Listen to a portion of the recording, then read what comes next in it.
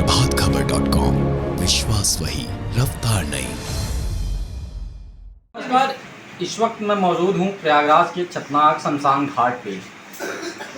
मिट्टी में आने वाले तमाम लोग जब फुर्सत के पलों में घाट पे बैठते हैं तो यहाँ अमूमन कहीं न कहीं से राजनीतिक चर्चाएं छिड़ ही जाती हैं। ऐसे में उत्तर प्रदेश का सबसे चर्चित और विवादित मुद्दा है लखीमपुर का।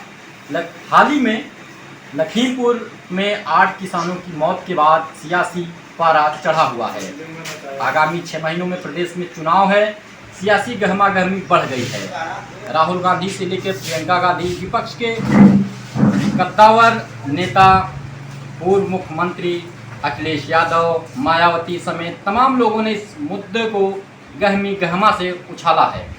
ऐसे में हम जानना चाहेंगे कि प्रयागराज में ग्रामीण अंचल हो या शहर का अंचल हो, वहाँ लोगों को लखीमपुर मुद्दे को लेकर के उनकी अपनी क्या राय है।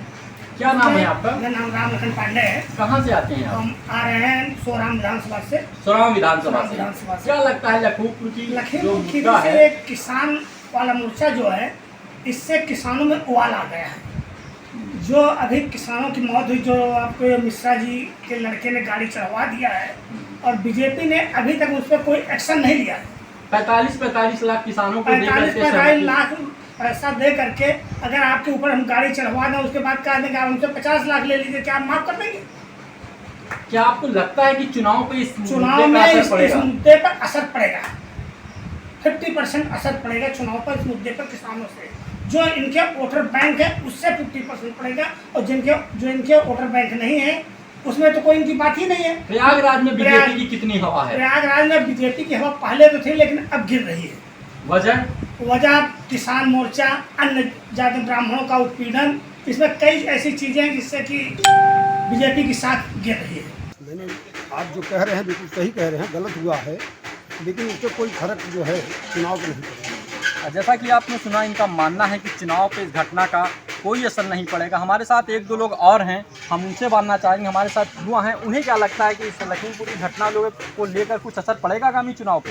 नहीं, चुनाव पे कोई असर नहीं पड़ेगा। आपको क्या लगता है?